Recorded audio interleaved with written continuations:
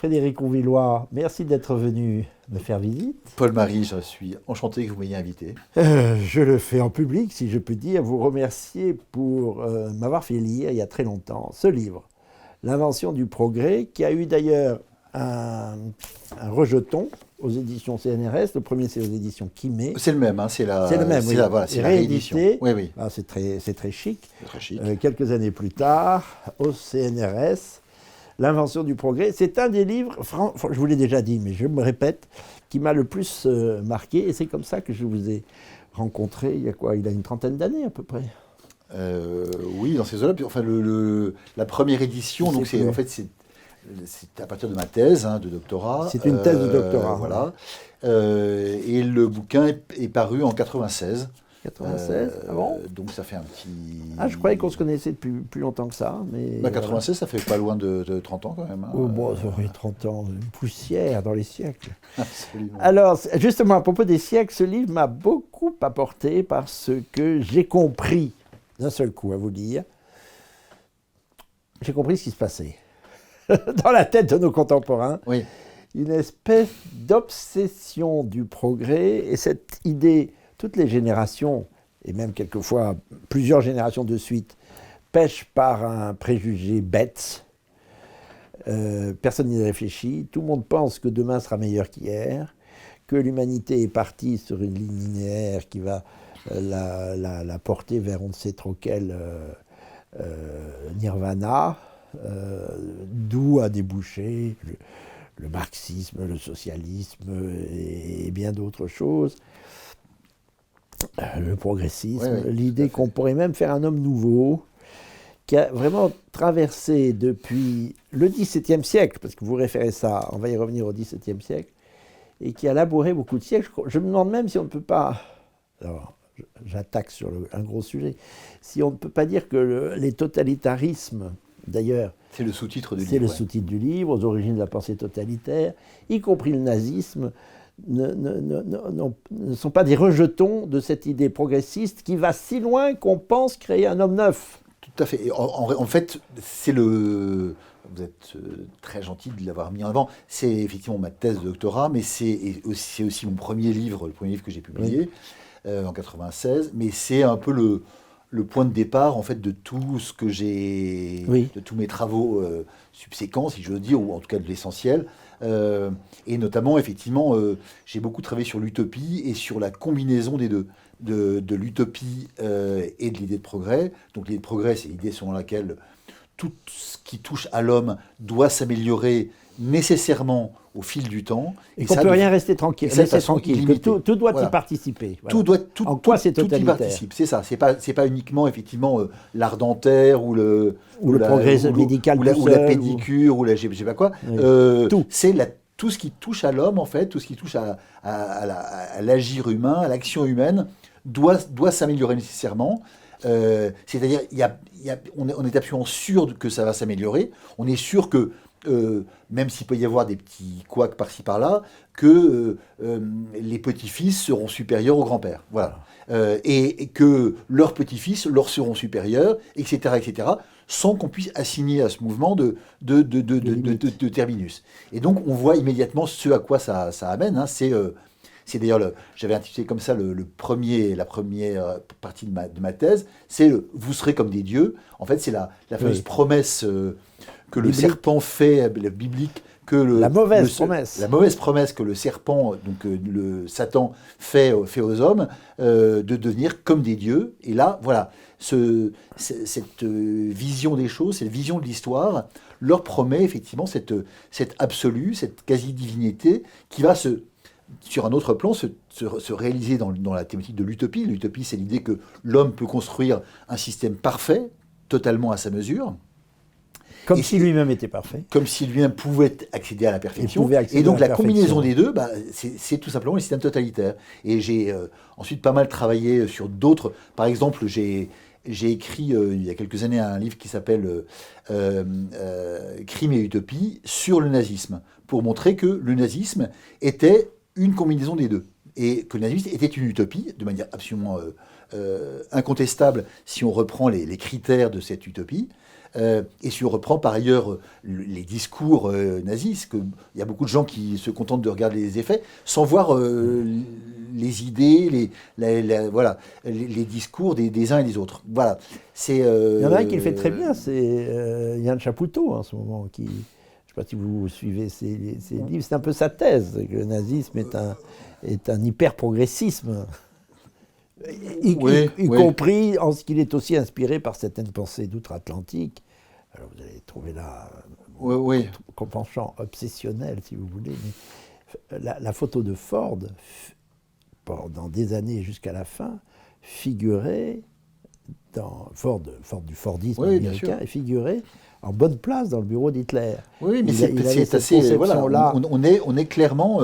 Il y a. Le progressisme absolu. Dans Mein Kampf, il y a l'idée d'un progrès de l'humanité dont les national-socialistes sont finalement l'un des acteurs essentiels. Oui. Ça, c'est pour l'idée de progrès. Et d'autre part, il y a l'idée qu'on va aboutir dans un système parfait, le fameux Reich de Milan. 1000 ans étant évidemment un chiffre symbolique qui veut dire que ça durera toujours, qui sera ce à quoi on aboutira lorsque on aura éliminé les obstacles à ce progrès et à la construction de cette utopie. Et exactement au même moment, et en même temps avec les mêmes structures logiques, les communistes, Staline, etc., disent la même chose. C'est-à-dire que au bout de la vision historique tirée de Marx, on arrive au socialisme, qui va ensuite devenir le communisme dans tous les pays. Et puis ensuite, la fin de l'histoire. Et ce communisme, c'est la... non, enfin, c'est... l'assomption de l'histoire. C'est pas ça. En fait, c'est le passage à la véritable histoire. C'est-à-dire que jusqu'à maintenant, on a été dans la préhistoire de l'humanité. On va enfin accéder à l'histoire de l'humanité, c'est-à-dire d'un homme nouveau, totalement refait, totalement renouvelé. Parfait. Ce qui est exactement ce que disent les nazis de leur côté. Donc il y a vraiment une... il n'y a pas ça chez les transhumanistes aussi, de la côte, oui, plus ou moins. côte ouest américaine, pardon. Sur la conjonction entre les deux, il y a par exemple les ouvrages de Brunto actuellement qui sont extrêmement intéressants, qui montrent, notamment son bouquin sur l'idée de bonheur dans les systèmes totalitaires, qui montrent que le bonheur, il est conçu de la même manière, exactement, et avec les mêmes images, les mêmes...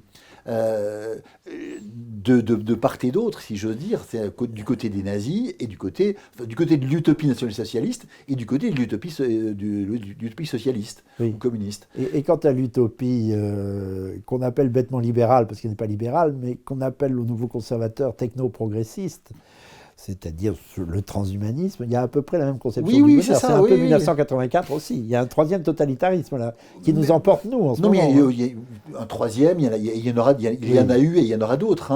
Voilà. En fait, ce que j'ai essayé de montrer dès le départ, et ce que j'ai ensuite essayé le champ que j'ai essayé de labourer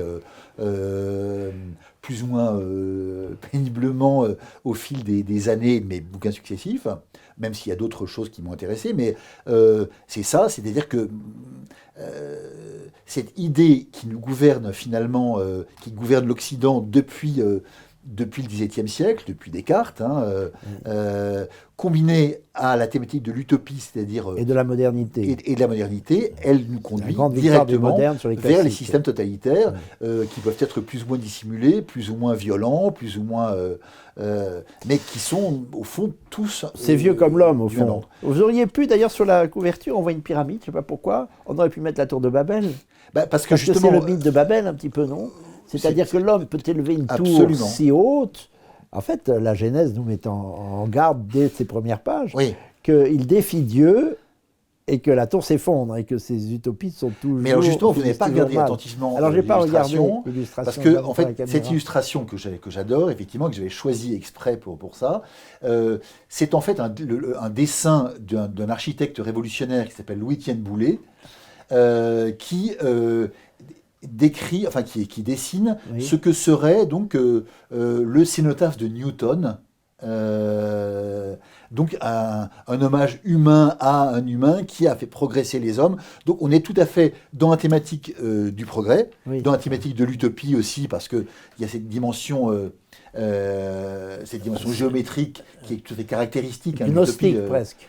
Oui, et puis et avec en plus la dimension religieuse. Mais effectivement, Babel, c'est l'autre illustration. Et l'un de mes vieux rêves, ce serait de faire un recueil de toutes ou de la plupart toutes les utopies, des tours de Babel successives, qui sont qui ont été imaginées par l'homme. À partir effectivement du récit de la Genèse, mais notamment depuis le XVIe siècle, c'est-à-dire depuis le moment où l'utopie vraiment a pris forme et a commencé à informer finalement notre culture et notre vie. Alors là, tu es tout à fait à la confluence de deux domaines chez vous, et il y en a un troisième, beaucoup plus littéraire. J'ai découvert il y a quelques années que vous écrivez aussi des romans policiers, et un roman qui s'appelle Les Fidèles, qui m'a beaucoup plu quand je l'ai lu, quand vous me l'avez envoyé. Ce qu'il y a, c'est que je ne me souviens pas de la fin, ça m'énerve. Mais c'est pour ça que mais il ne faut pas la dire. Voilà, c'est une histoire. Enfin, on y viendra. Mais ça, c'est le Rouvillois littéraire. Il y a le Rouvillois philosophe, et puis au milieu, il y a un professeur d'université de droit constitutionnel, de droit public, très docte, qui donne son avis, qui écrit des livres. Vous avez écrit un que sais-je sur la Ve République. Oui. Très éclairant sur le gaullisme. Bon, on va voir tout ça. Oui, Et puis il y a le philosophe, quoi. Il y a plusieurs.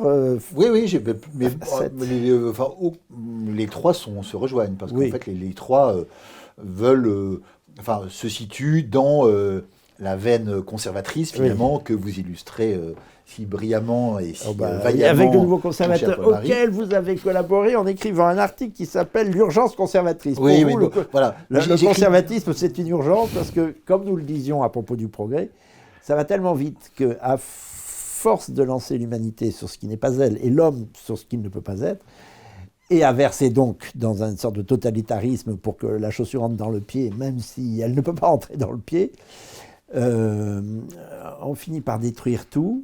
Alors, tout à fait. Dans mon esprit, mais parce que je savais que vous étiez percheron. Absolument. Le sud de la Normandie, c'est normand et notamment la perche, c'est la Normandie française qui n'a jamais été anglaise. Voilà. Et je crois que c'est votre souche, donc. C'est l'une de mes souches. En tout cas, c'est là que se trouve ma maison de famille, qui m'a inspiré un petit peu pour ce roman, donc Les Fidèles, qui se trouve près de la Ferté-Bernard. Donc c'est aux confins de la Sarthe. Aux confins de la Sarthe, de l'Orne et de l'Eure-et-Loire. Voilà. Oui, c'est ça. C'est une maison qui a été construite au XIXe siècle par un de mes lointains ancêtres, mais sur un terrain qui appartenait déjà à sa famille depuis beaucoup plus longtemps. Donc c'est effectivement un enracinement ancien et auquel je suis irréductiblement attaché.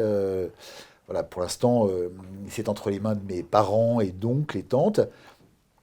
Et vous y allez encore quand même. J'y vais encore évidemment. Oui. Et la génération suivante va le reprendre, et en espérant que la génération d'après. Vous avez deux enfants, ils vont s'en occuper un jour.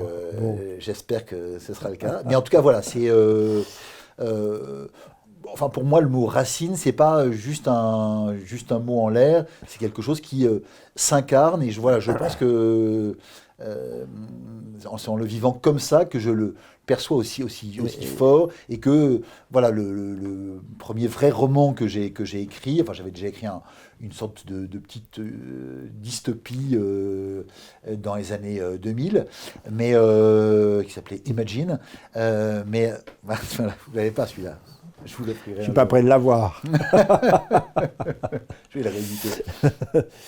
Vous écrivez volontiers, facilement. Oui, il y a des gens qui aiment faire du sport, il y a d'autres gens qui aiment aller dans des restaurants 4 étoiles. Oui, ou 3. Moi, ce qui m'amuse, c'est d'écrire. Donc voilà, c'est pour ça que j'écris souvent, beaucoup et heureusement facilement. Donc, régulièrement, je veux dire, le matin, c'est très discipliné, ça, ou... le soir, étant universitaire, donc je suis donc un petit peu rentier de la République, si j'ose dire. Maintenant, oui. Donc je n'ai pas beaucoup d'heures de cours, et par conséquent, dès que j'ai un moment de libre, chez moi ou ailleurs, dans le train, dans un café. C'est formidable, ça. Voilà, j'écris, j'ai des petits carnets, j'écris tout à la main. Je suis... Ah bon? Oui, j'écris tout à la main. Mais qui tape alors? Parce que les éditeurs n'acceptent plus les manuscrits. Non, et ensuite je le refais avec avec un système de dictaphone. Ah, mais c'est récent ça quand même, oui. Non, c'est pas si récent bon, que ça. Et ça devient du manuscrit tapé, une tapuscrit. Ça devient du manuscrit tapé, c'est ça. Donc en fait, chaque texte que je fais, il y a au moins 2 états successifs. Le manuscrit, que maintenant je garde par coquetterie, et le tapuscrit ordinateur que j'ai dicté moi-même, et donc que j'ai, c'est un peu le gueuloir vous savez, le gueuloir de Flaubert. Oui. Flaubert, donc pour tous ses romans, disait le truc, et si ça, voilà, il pouvait dire si ça sonnait bien ou pas. C'est pas facile. Alors pardon d'entrer dans les détails, mais ça me captive beaucoup. Je ne sais pas si ça captivera, j'espère, nos aimables amis de TVL, s'ils ont la patience de nous écouter. Mais comment ça se passe? Alors, vous écrivez en fumant la pipe. Je sais que vous aimez beaucoup la pipe. Comme vous avez demandé de porter un objet, il y en a 2 ou 3, il y a un masque, on verra pourquoi tout à l'heure. Tout à fait. Mais il y a aussi une pipe là. Alors vous prenez votre pipe et vous écrivez. Oui, et de fait, la pipe est un instrument, je trouve, génial pour écrire. Ah oui, je crois.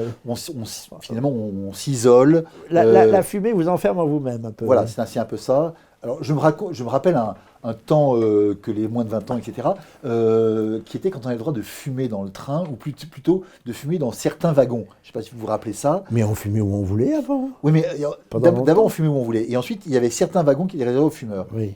Et les gens fumaient un petit peu honteusement dans le truc. Et moi, j'y venais avec ma pipe. Et alors, avec la pipe, effectivement, on ne crée pas juste un petit courant de fumée. On crée un brouillard, en fait. Et dans ce brouillard, réfléchir, écrire, griffonner des petites idées, etc., c'était vraiment un moment pas très, très civil, mais très, très agréable. Mais alors, Frédéric Rouvillois, comment ça se passe? Une fois que c'est écrit, pardon d'insister, voilà. Vous le lisez je l'écris à haute voix, donc le gueuloir de Flaubert. Je commence par l'écrire, et j'écris toujours sur un papier des feuilles A4 de couleur, généralement jaune. Mais avec une plume ou quoi? Non, j'écris avec non, autrefois j'écrivais au stylo plume, mais c'est quand même compliqué, donc j'ai des petits feutres, etc. Voilà. Et une fois tout est écrit, je me mets devant mon ordinateur, je branche le truc de reconnaissance vocale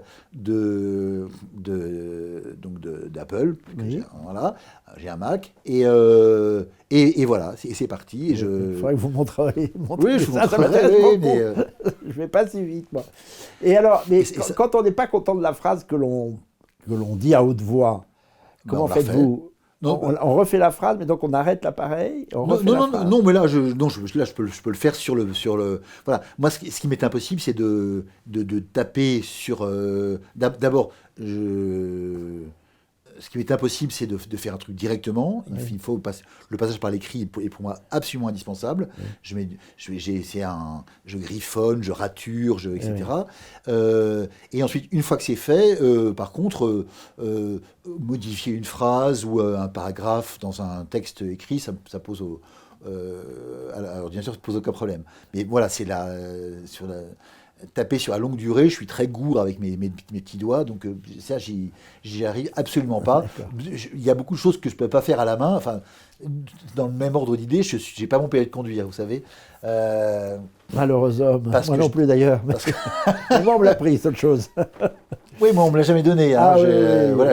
J'ai fait une 60aine de leçons de conduite avant de me présenter pour la première fois. Et au bout de 2 minutes, j'avais grillé une ligne continue et le type a appuyé sur la pédale de frein et j'étais recalé. Donc voilà. Et en sortant de cet examen, je me suis dit plus jamais ça. Et je me suis dit, voilà, je me débrouillerai sans. C'est pas facile d'aller en Normandie alors. On se débrouille. Vous savez Je vois le train et la pipe. Il n'y a même plus de pipe pour s'enfermer. Voilà, exactement. Alors, l'organe crée le besoin. Vous savez. Je reviens à la Normandie. Vous avez passé votre jeunesse, non? Votre enfance, en J'ai partie passé ma jeunesse Parce que Rouvillois, je crois que ça vient de Rouville. Rouvillois, ça vient de la Manche. Effectivement, Oui. il y a plein de patelins qui s'appellent Rouville Oui. dans la Manche. Et donc, il y a plein de gens qui s'appellent Rouvillois ou encore le Rouvillois. Oui. C'est deux variantes possibles. Il y a aussi, ce sont nos aristocrates, des gens qui s'appellent de Rouville, c'est très chic. Voilà, moi, c'est juste, c'est parfaitement roturier, Rouvillois. Et ça suffit. Donc les deux origines, elles sont normandes l'une et l'autre, c'est la Manche et le Perche. Voilà. C'est ça. Et en plus, j'ai vécu entre l'âge de 2 ans et l'âge de 20 ans ou un peu plus à Rouen, où mes parents habitent toujours. Et donc, voilà, donc c'est là que... Et où vous fûtes professeur ensuite. J'ai été maître de conférence Maître à de Rouen et conférence. j'ai été ensuite professeur à Caen. À Caen. Voilà. D'accord. Mais Tout ça reste la Normandie. c'est très... Voilà. Et en C'est très fait, circonscrit. depuis que j'habite à Paris, j'habite à proximité de la gare Saint-Lazare pour pouvoir prendre le train pour la Normandie. Alors c'est pour ça qu'une bonne partie des romans, on est toujours dans le rouvillois littéraire des romans, puisque vous êtes lancé dans vraiment, ça, c'est la littérature. C'est-à-dire que vous écrivez beaucoup et chacun a des segments, c'est-à-dire, et du succès, c'est-à-dire des livres de sciences politiques, des livres d'histoire, des livres de droit constitutionnel. Chacune de ces catégories vous assure un notable succès dans pas mal de domaines. Mais alors donc, pour en rester à la littérature, je comprends pourquoi une partie de vos romans policiers se passe dans le 9e arrondissement. Absolument, C'est passé à la gare Saint-Lazare. Voilà. Exact, c'est ça, tout à fait. Et donc, moi, j'y habite depuis... en fait, je suis arrivé à Paris pour ma maîtrise de droit, ça devait être en 85 à peu près, 84 ou 85. Et depuis, donc, je suis depuis toujours dans ce quartier qui est extrêmement agréable et voilà, que je commence à un petit peu connaître. Et donc voilà, quand j'ai voulu écrire des romans policiers, donc depuis maintenant 4 ou 5 ans, je me suis dit, on va faire un couple d'enquêteurs, hein, un commissaire un peu replay qui fume la pipe et qui boit du whisky chez ses amis, et une ravissante capitaine voilà, avec laquelle il a des liens assez proches, Oui. d'une part, et faire ça dans le 9e arrondissement, donc dans ce quartier que j'aime, que je connais bien, et qui en plus a plein de petits recoins secrets. C'est le quartier de Drouot, c'est le quartier de la Nouvelle-Athènes, c'est la rue des Martyrs, c'est la lisière du 18e arrondissement, c'est Pigalle, etc. C'est encore très différent. Oui. Oui. Donc c'est un quartier qui, pour ça, est très, très amusant. Et donc voilà, donc je m'amuse effectivement à écrire mes romans policiers. Enfin, ils portent tous sur un thème et sur un milieu différent, hein, mais à chaque fois, c'est dans ce quartier. Voilà. Bon. Alors, j'ai pas lu vos romans. Mais vous avez tort, Paul-Marie. Vous avez. Bon. Alors, mais il faut vous suivre, mon cher ami, il faut vous suivre. Alors, donc, vous devenez professeur après Rouen et à Caen, professeur en titre, et ensuite à Paris. C'est ça. Professeur de droit constitutionnel. On dit ça comme ça, ou de sciences politiques? Le vrai titre, c'est professeur de droit public. Le droit public, hein, le droit constitutionnel étant l'une des quelques disciplines du droit public, avec le droit administratif. Voilà, oui, alors vous c'est plutôt le droit constitutionnel. Moi, c'est le droit C'est cette constitutionnel. constitution de 58, dont vous êtes un des exégètes, patenté. Vous avez dit que c'était une révolution, la constitution de 58. Absolument, tout à fait. Que vous portez dans votre cœur, apparemment. Écoutez, je dirais oui et non. C'est-à-dire que... à l'origine, au moins, à ses origines. Non. Même là, oui et non. Enfin, voilà, je suis moins gaulliste que vous. Vous êtes un peu normand, quoi. Je suis un peu normand. Et en fait, quand j'étais donc à Rouen, hein, je reviens à mes origines, oui. Quand j'étais à Rouen, lycéen puis étudiant, j'étais militant, puis je suis devenu responsable de la section royaliste d'Action française de Rouen. Oui. Et donc c'est en tant que maurassien que je me suis aussi beaucoup intéressé au général de Gaulle et à la Constitution 58, qui est, à beaucoup d'égards, non pas un texte maurassien, mais qui en tout cas est assez inspiré. C'est ce que je dis à mes étudiants, qui est en toute hypothèse la moins républicaine des républiques. Hein, si on reprend les républiques françaises depuis la première, donc en 1792, voilà, toutes sont marquées, par exemple, sauf la deuxième qui est très particulière, mais à part ça... Par le refus d'un exécutif fort. Par le refus d'un exécutif fort, par le refus d'un vrai gouvernement, par le refus d'une incarnation du pouvoir, par le refus aussi, d'ailleurs, d'un rapport de confiance entre le chef de l'État et le peuple. Il y a cette espèce d'ambiguïté et d'hypocrisie de ces républiques successives qui mettent une majuscule géante au mot démocratie, mais qui, par contre, ne laissent qu'une part très très réduite au peuple. Oui. Donc, on reviendra sur les ambiguïtés du mot démocratie, parce que vous aimez que les mots aient un sens et que le sens soit poli, comme on disait. Oui, ou alors on le dit, si vous voulez, oui. Mais soit effectivement on est démocrate et on l'est véritablement, soit on ne l'est pas et on ne dit pas qu'on l'est. Oui. Et de ce point de vue-là, voilà. Et donc, si vous voulez... Il y a un livre sur l'exégèse du mot républicain. Oui, absolument. Vous prouvez que le mot républicain ne veut absolument rien dire, voilà. D'ailleurs. C'est passionnant. Ça s'appelle « Être ou ne pas être républicain » au CERF. Ouais, et donc, c'est notamment pour ça que De Gaulle, que la création de la Ve République, que les différents acteurs...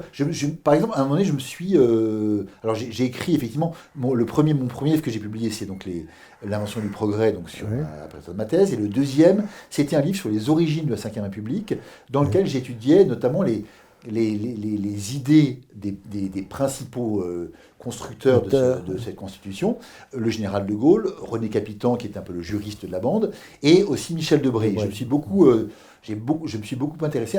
Longtemps, j'ai voulu faire une biographie de Michel Debré, et j'ai beaucoup travaillé pour ça. J'ai accumulé des tonnes de notes. Sans finalement faire le livre. Voilà, il n'y avait peut-être pas la reconnaissance vocale à l'époque, ça vous manquait. Non, c'est pas ça, mais je me suis aperçu que je ne suis pas fait pour faire une biographie. Voilà, je suis peut-être trop immodeste pour ça. Oui, je crois que pour écrire une biographie, il faut accepter de se courber. Ne soyez pas trop modeste. Vous savez ce que disait Nietzsche, les gens modestes ont toujours une bonne raison de l'être. Donc ne le soyons pas. Alors, il y a une ambiguïté, justement, j'insistais sur ce livre qui doit avoir une dizaine d'années, Être ou ne pas être républicain, parce que en sciences politiques, il y a des glissements de sens épouvantables. Pendant longtemps, être républicain, respublicain au sens de Baudin, sens un peu retrouvé justement par la Constitution de 58, et je comprends que votre monarchisme s'y retrouve. Pour Baudin, la vraie République n'est solide que si elle est couronnée par un roi. Si à la tête de la République, il y a un roi. C'est un peu un héritage de Jean Baudin. Oui. Enfin, c'est un peu ce que De Gaulle avait en tête aussi, et qui est d'inspiration maurassienne, j'exagère quand je dis ça. Enfin, royaliste en tous les cas. Baudin utilise le mot au sens un peu latin du terme, respublica. C'est finalement l'État en général. Mais oui, effectivement, Baudin, le système qui juge le plus efficace, plus utile, etc. Donc il écrit à la fin du XVIe siècle, au moment des guerres de religion, donc il sait ce que c'est qu'une autorité qui manque, il sait très bien les drames que ça peut entraîner. Donc le système qu'il juge le plus intéressant et le plus efficace, c'est la monarchie, tout simplement parce que il faut quelqu'un qui décide. Il faut quelqu'un qui décide, il faut quelqu'un qui arbitre. Il faut quelqu'un au-dessus des partis. C'est le grand problème des États généraux de Blois, justement. Oui, c'est ça. Et donc il est tout à fait dans la lignée aussi de ce que diront les auteurs de la Septième Ménipée au même moment, etc. On veut un roi. On veut un roi, et ce qui est assez amusant, c'est que Henri IV, qui finalement va répondre véritablement aux vœux de Baudin et des auteurs de la Septième Ménipée, Henri IV, parfois, quand il parle de la France, parle de République française. C'est quand même assez marrant. République française. Voilà. Mais pour désigner la monarchie. Donc, République française au sens d'un État qui... Ce qu'on retrouvera Péguine, la République Notre-Dame de France, notre reine de France. C'est le genre de phrase qui ne veut pas dire grand-chose, je trouve. Mais c'est assez joli. Oui, c'est assez joli. Non, mais il n'y a pas une opposition fondamentale, voilà ce que je veux dire, entre l'esprit républicain et la monarchie.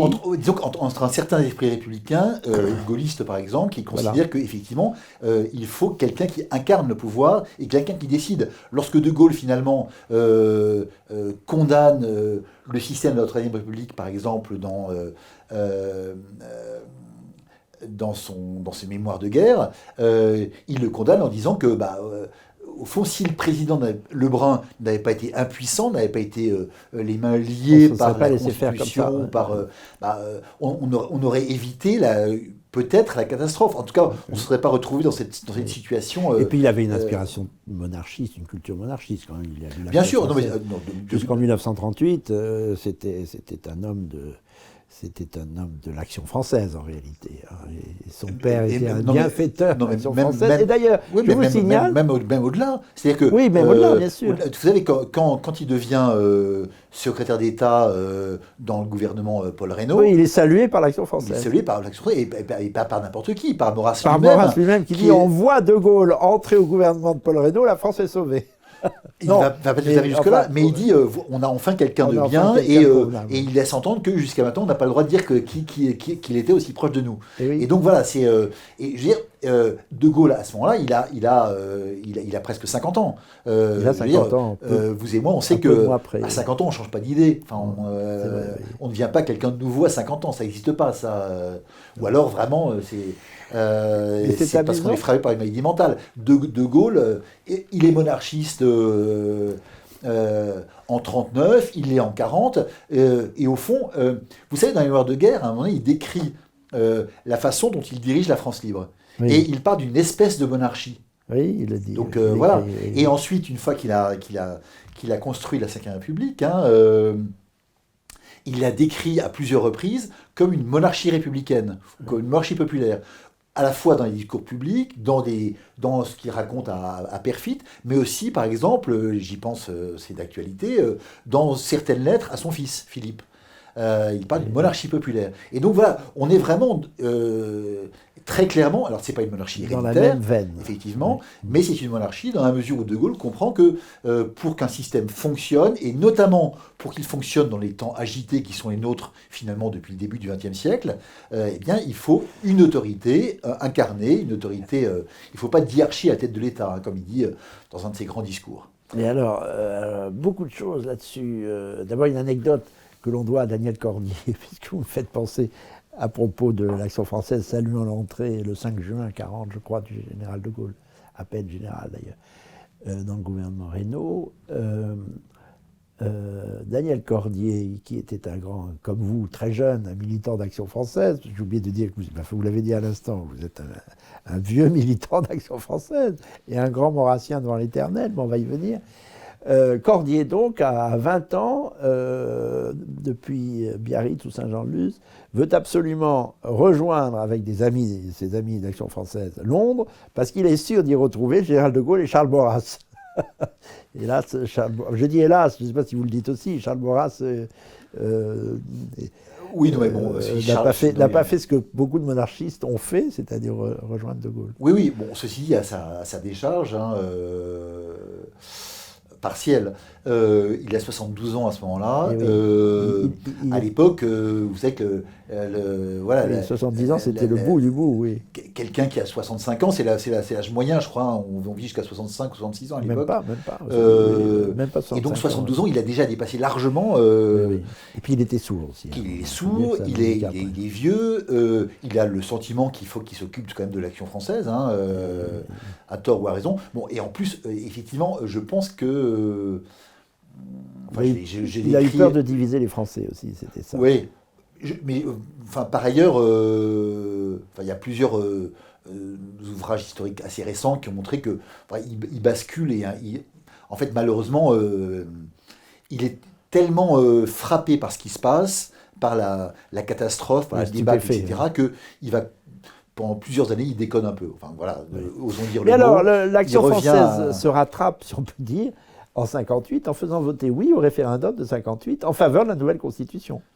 Et l'Action française. Mais vous n'étiez pas né à ce moment-là. Non, j'étais pas né à ce moment-là, mais effectivement, oui. Pas loin de naître, mais. Non, mais pas loin de naître, en 64. Vous étiez une lueur de désir dans le regard de votre père, c'est ça. Absolument. Mais l'Action française appelle à voter oui au référendum de. Oui, et puis, je veux dire, parmi les textes importants de cette époque-là, il y a par exemple Pierre Boutan et la Nation française, qui écrivent oui. Il y a un recueil de textes très, très intéressant autour de ça et qui se conclut effectivement par un Très appel élogieux. très élogieux pour le général de Gaulle, en tout cas pour ce que pourrait être, la France véritablement gouvernée, ce qu'elle n'est pas jusqu'en 58. C'est aussi ça qui est très intéressant et qui fait que faire du droit constitutionnel de nos jours, c'est faire aussi un petit peu d'histoire, parce que le passé nous apprend le présent et aussi l'avenir. Hein, contrairement à ce que nos amis progressistes croient. Contrairement à ce que croient les amis progressistes, absolument. L'histoire est notre maîtresse. Alors, nous autres conservateurs, ça ne veut pas dire qu'on n'aime pas le progrès, mais ça veut dire qu'on n'en fait pas un système au point de disqualifier tout ce qui est ancien. Voilà, ça veut dire qu'on n'y croit pas qu'il y a une espèce de religion révélée qui nous dit que, de toute façon, et quoi qu'on fasse, demain sera mieux qu'aujourd'hui et encore mieux que demain. Je vous renvoie à l'un de vos ouvrages, qui est le dictionnaire du conservatisme. Absolument, tout à fait. Auquel vous avez participé. Hélas, non. Je ne sais pas pourquoi. Vous pensez rarement à moi, je dois dire, mon cher professeur. Mais enfin, ça ne fait rien. Vous avez peut-être raison.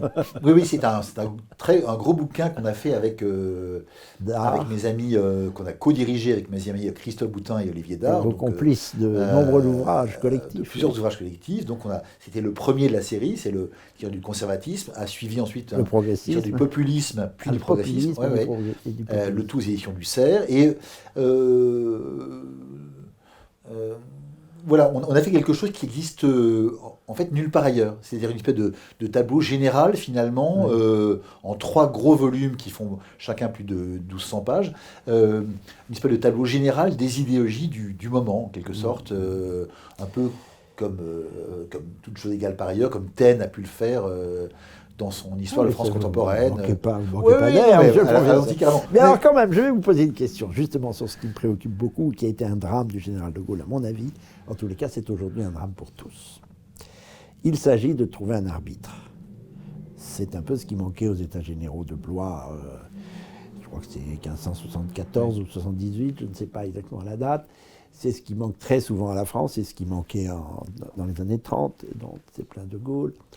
On l'a trouvé, ou on a cru le trouver avec les figures du général de Gaulle, mais il y a eu une aporie terrible, dont je pense que le général de Gaulle a été conscient. À partir du moment où il fait élire cet arbitre au suffrage universel. Qu'est-ce que c'est que ça ? Charles Benoît parle de terrorisme à propos de la règle de la majorité plus 1. Un arbitre ne peut pas être un chef de parti contre l'autre moitié ou l'autre partie de la nation. Alors, quand De Gaulle l'emporte, et encore même en 65, il n'a pas emporté largement, et puis il n'aimait pas trop les élections, justement. De Gaulle, il a fait 2 coups d'État, on reviendra peut-être au coup d'État, parce que vous avez aussi... Mais c'est tellement foisonnant, Rouvillois, que je me demande comment on va tenir notre conversation. Aussi, pas un éloge, mais en tous les cas, vous dites des choses intéressantes sur le coup d'État. Il est vrai que De Gaulle a fait 2 fois un coup d'État, en 18 juin, et ensuite en 58. Non, en réalité, il a fait beaucoup plus que 2 fois. Hein. Il en a fait sans cesse. En 62. L'article que j'avais écrit, alors j'avais dirigé avec Christophe Boutin ce colloque qui est devenu un livre sur le coup d'État, donc dernier mot du politique. C'est une manière pour le politique de reprendre ses droits quand tout va à volo. Quoi. En fait, De Gaulle, quand Mitterrand écrit en 64... Aucune comparaison avec la période actuelle, bien entendu. Quand Mitterrand en 64 avec le coup d'État permanent, il a à la fois raison et tort. C'est-à-dire que, en fait, lorsqu'on regarde de près les choses et qu'on définit un coup d'État comme une espèce de violation très grave de la Constitution faite de l'intérieur même du pouvoir, De Gaulle ne cesse de faire des coups d'État entre son arrivée au pouvoir, donc en juin 58, et grosso modo le référendum du 6 novembre 62, à partir duquel donc, on va élire le président de la République au suffrage universel direct. Ouais. Il y a toute une série effectivement de violations délibérées de la Constitution pour, au fond, recadrer la Constitution dans les souhaits du général. Oui. Et c'est un truc assez génial, en fait. Ne pouvant pas réviser systématiquement la Constitution, et sachant qu'il ne peut pas le faire, il va imposer une pratique de la Constitution qui, peu à peu, va la resculpter un petit peu, si j'ose dire, telle qu'il souhaite qu'elle soit. Alors, autre question incidente. Mais sur le suffrage universel, vous avez raison, c'est un... Le problème, en fait, comme vous le savez aussi bien et bien mieux que moi, c'est que en 62, le général de Gaulle échappe à l'attente du petit Clamart le 22 août, attentat 62, oui. miraculeusement raté de l'OS. Et ensuite, il en profite pour, effectivement, proposer aux Français cette révision de la Constitution et qui permettrait de faire élire le président au suffrage universel Mais direct. ça coude Bien. complètement. Au fond, c'est sa pratique qui l'institutionnalise. Voilà, c'est ça. En disant, je suis le maître, Bon. et je serai d'autant plus le maître que je serai élu au suffrage universel. Je pense qu'il avait une autre idée en tête, à mon avis. Mais enfin, Oui, et là, effectivement, on est un petit peu désarçonné parce que qu'est-ce qu'il dit aux Français lorsqu'il présente le projet? Il dit, bon voilà, moi j'ai une légitimité historique. Mes successeurs ne l'auront pas, donc il faut bien qu'il y ait une légitimité de substitution. La seule dans une démocratie, c'est une légitimité élective. Alors, effectivement, il pense forcément à ce moment-là à peut-être les discussions qu'il a au même moment avec le comte de Paris. C'est ce que j'allais dire. Et à la possibilité de mettre en scène et en piste. Mettre en scène, pourquoi pas effectivement, en faisant pour la première fois élire au suffrage universel en 65. C'était son idée, hein, oui, c'est son idée. Alors malheureusement, effectivement, il la suit pas. Et moi, ce qui me frappe vraiment dans l'histoire du général de Gaulle, c'est qu'on a l'impression que à partir de ce moment-là, à partir finalement de décembre 65, donc la nouvelle l'élection à laquelle il se présente pour être réélu président de la République, tout fout le camp. Voilà.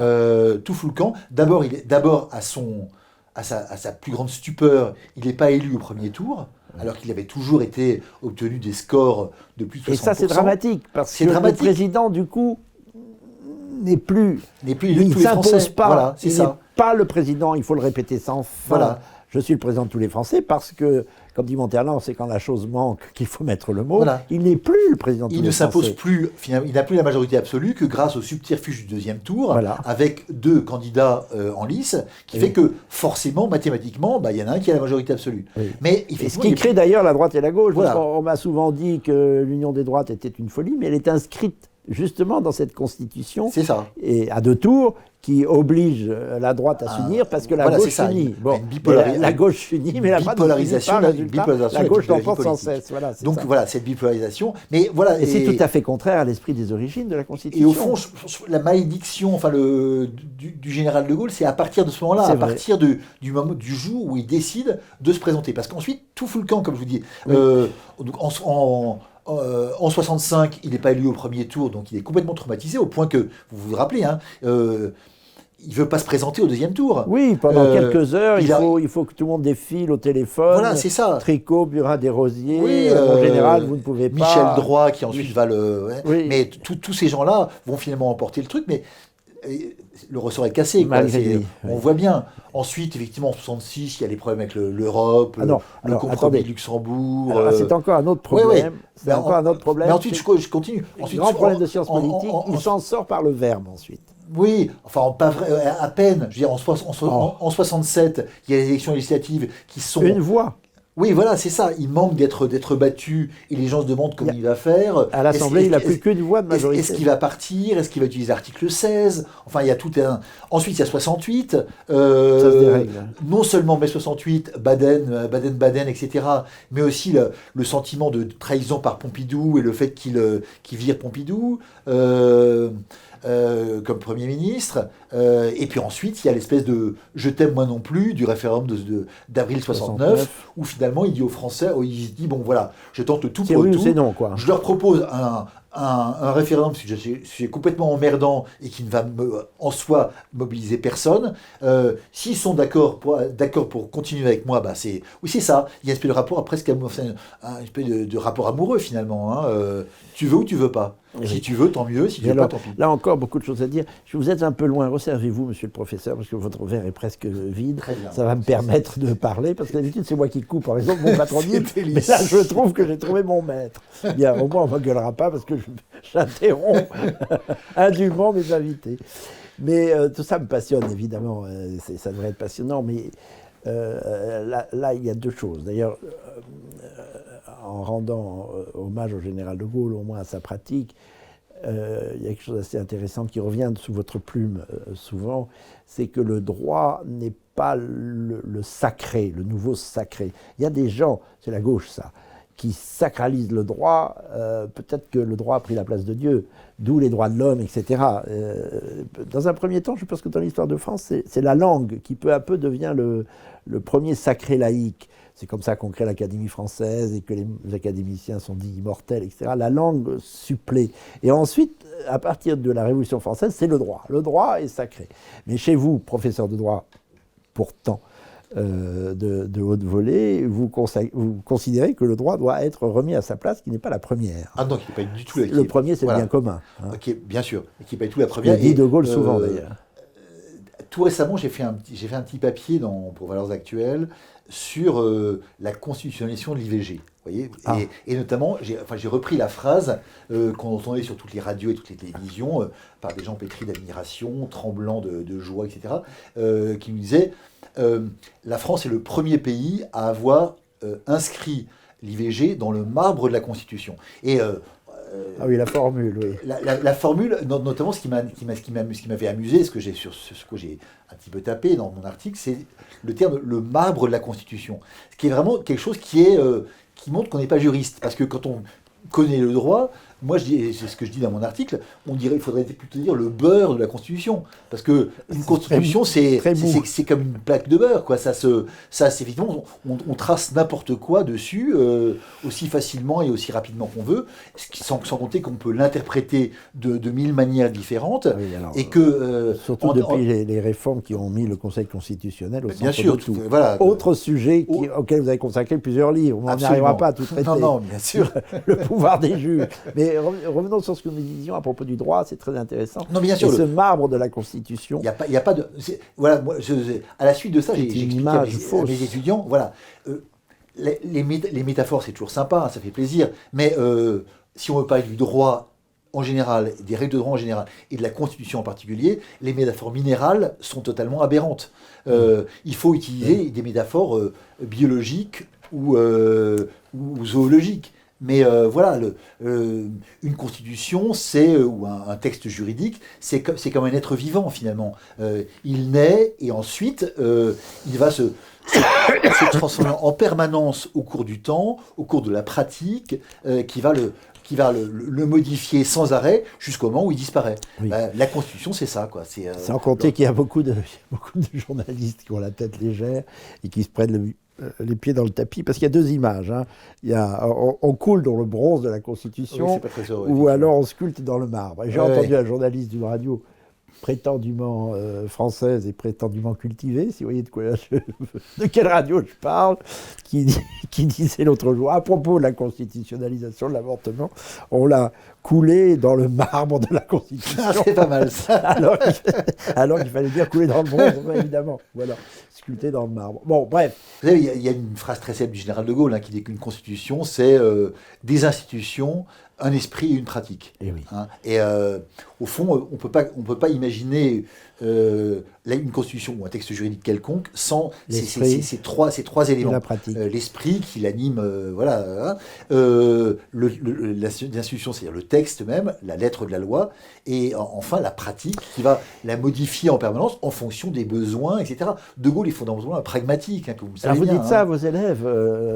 Oui, bien sûr. La règle est une chose, mais l'esprit est au moins aussi important. Vous savez, quand on fait du droit, il y a une chose qu'on apprend très vite, c'est que voilà, le rôle du juriste, c'est de comprendre la loi, de savoir comment l'interpréter et éventuellement de savoir comment la contourner. Mais alors là, nous sommes bien coincés, parce que cette Ve République, du coup, elle a perdu non seulement une partie de sa règle, mais elle a complètement perdu son esprit, d'une certaine façon. Oui. Puisque l'esprit, c'était de continuer la résistance, en fait, c'est-à-dire de mettre la souveraineté nationale au-dessus de tout, ou la souveraineté nationale vis-à-vis des empires, et la souveraineté de l'État vis-à-vis des féodalités intérieures, la vieille politique capétienne que vous connaissez bien mieux que moi, et que d'ailleurs les Français, dont les Français, je crois, ont gardé une profonde nostalgie. Et là, on est coincé, parce que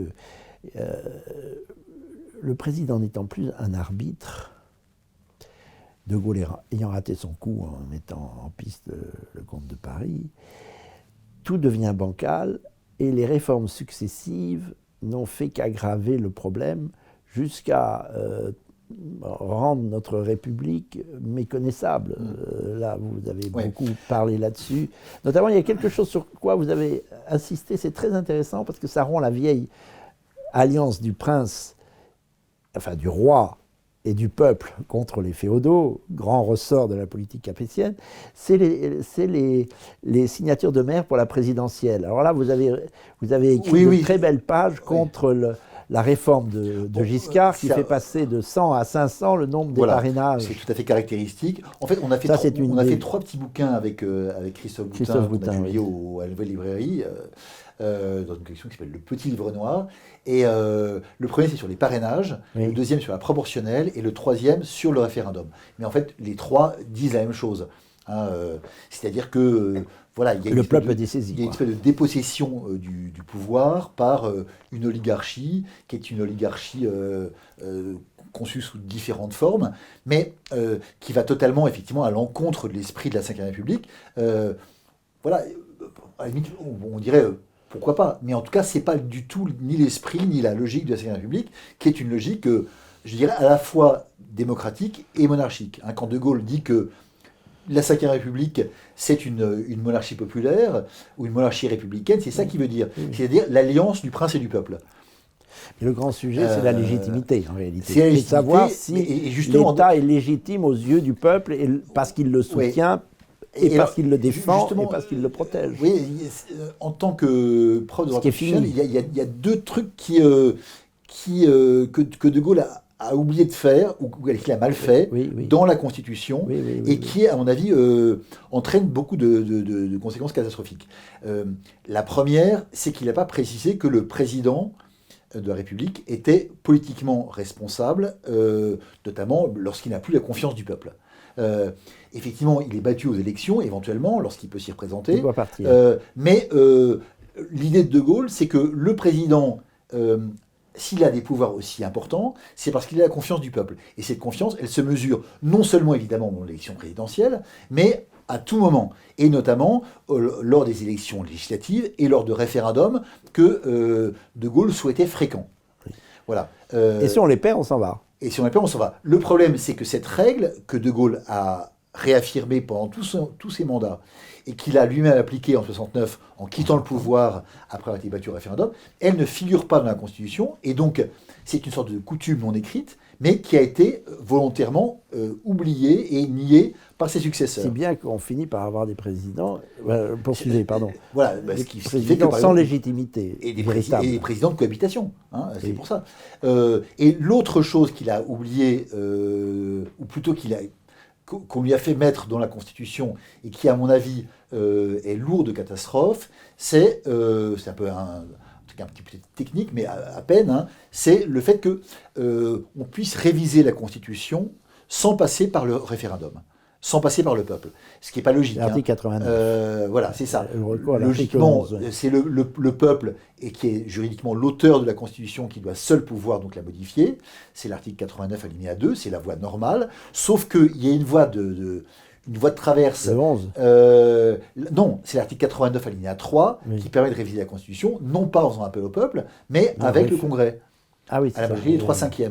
Autrement dit, de confisquer ce pouvoir essentiel qui est le pouvoir constituant du souverain, le peuple, de le constituer entre les mains, finalement, de l'oligarchie parlementaire. Oui.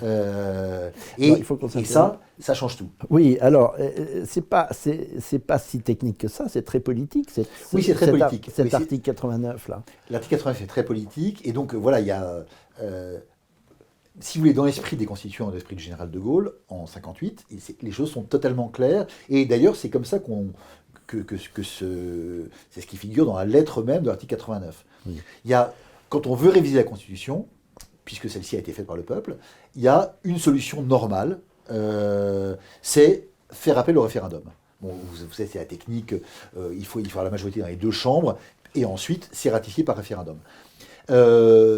Sauf que, malencontreusement, il y a, pour des raisons pratiques, qui ont probablement été suggérées peut-être par Pompidou, par je ne sais qui, il y a cet article 89.3 qui permet, finalement, sans condition précise de réviser la Constitution en faisant appel non pas au peuple, mais au Congrès, à la majorité des 3/5. Autrement dit, ça veut dire que la révision est entièrement entre les mains de la petite classe parlementaire, de l'oligarchie parlementaire, des partis. De Gaulle n'aimait pas trop. Alors, De Gaulle, à plusieurs reprises, va expliquer, notamment il le raconte à Alain Peyrefitte, le mot est assez marrant, il explique que l'article 89.3, donc le Congrès, c'est bon pour les réformettes, pour les petites réformes sans importance. Oui. Et en 63, par exemple, on va l'utiliser pour modifier les dates du calendrier parlementaire. Oui. C'est trop peu important pour que les Français soient dérangés pour ça, donc pas de référendum, donc on utilise ça. Mais naturellement, l'idée c'est que toute réforme importante doit passer par là. Or, depuis le départ du général de Gaulle, on a complètement oublié cette logique.